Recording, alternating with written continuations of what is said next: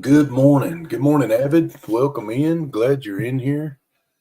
This is December the 18th, 2024, and we're going to be in Proverbs 18 that syncs up with that date.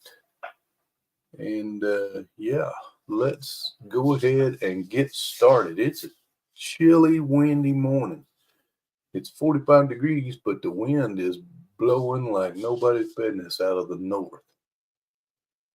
Verse 1, Proverbs 18 says, "A man who isolates himself seeks his own desire." Good morning, Joy.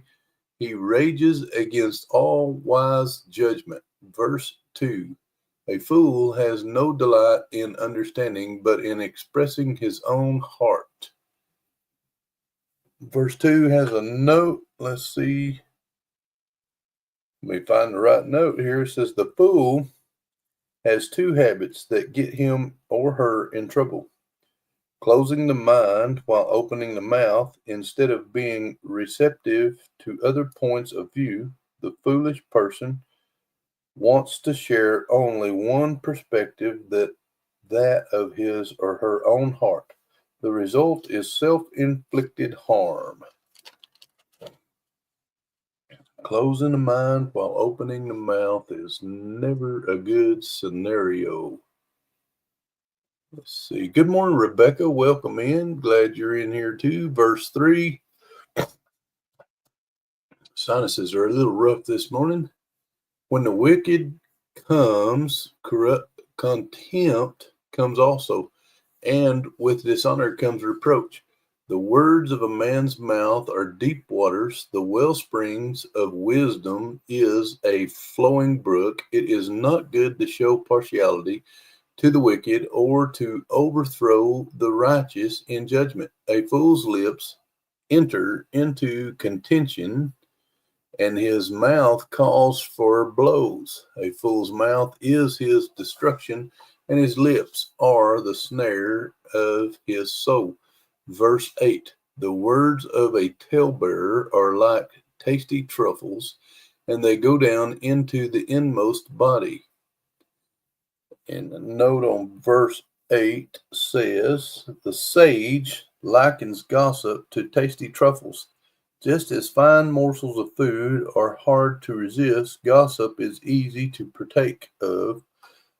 But once taken in, it penetrates to one's inmost being, and always to the listener's detriment." Gossip is dangerous.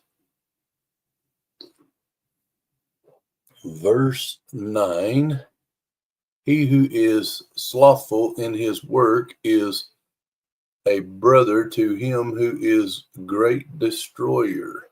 A great destroyer. Verse 10 and 11 have a note. Let's read the verses, then we'll check out the note. "The name of the Lord is a strong tower. The righteous run to it and are safe. The rich man's wealth is his strong city, and like a high wall in his own esteem." The note there says wealth does provide a measure of security, but one may falsely imagine it a strong wall or higher safeguard against calamity than it really is. The name of the Lord is where true strength and protection are found. Name of the Lord, that's our refuge. Verse 12, "Before destruction, the heart of a man is haughty, and before honor is humility. He who answers a matter before he hears it is a folly and shame to him. The spirit of a man will sustain him in sickness, but who can bear a broken spirit? The heart of the prudent acquires knowledge, and the ear of the wise seeks knowledge." Verse 16, "A man's gift makes room for him and brings him before great men." That's a bribe, y'all. Could be a bribe. Gift can mean an innocent courtesy or something given to get a desired result. The verse does not sanction the use of bribes to gain favor or access, which bribes are not good, that's for sure. Let's see, verse 17. The first one to plead his case seems right, until his neighbor comes and examines him. Casting lots causes contentions to cease and keeps the mighty apart. A brother offended is harder to win than a strong city, and contentions are like the bars of a castle. A man's stomach shall be satisfied. This is verse 20. A man's stomach shall be satisfied from the fruit of his mouth. From the produce of his lips he shall be filled. Verse 21. Death and life are in the power of the tongue, and those who love it will eat its fruit. Now, verse 20 and 21 both had a note together. These statements together illustrate the power of the word of words. What a person says will often return to him or her in some way, either adding to his or her life or subtracting from it. Our speech has consequences. Yes, our speech definitely has consequences.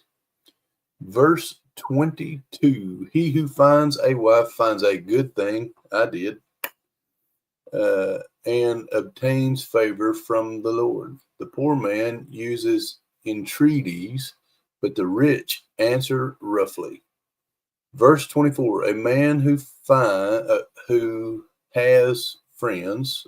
Let me start over. Verse 24, a man who has friends must himself be friendly, but there is a friend who sticks closer than a brother. Yes, Jesus is my friend. Verse 24, the phrase must himself be friendly may also be translated may come to ruin, meaning that a person with numerous friends may find himself or herself in trouble. Having one true friend is much better than having many apparent friends. Absolutely. All right, y'all. That wraps up the chapter. Let's jump over to Ephesians chapter 6. Let's see if we can get there.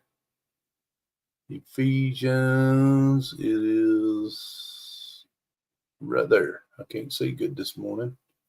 My brain's wandering one or the other, something like that. Finally, my brethren, let me get a drink before we get going here. It's good coffee, y'all. I hope y'all have a good cup with you. All right, Ephesians chapter 6, verse 10 through verse 20. Finally, my brethren, be strong in the Lord and in the power of his might. Put on the whole armor of God, that you may be able to stand against the wiles of the devil. For we do not wrestle against flesh and blood, but against principalities, against powers, against rulers of darkness of this age, against spiritual hosts of wickedness in heavenly places. Therefore, take up the whole armor of God, that you may be able to withstand in the evil day, and having done all to stand, stand therefore, having girded your waist with truth, having put on the breastplate of righteousness, and having shod your feet with preparation of the gospel of peace.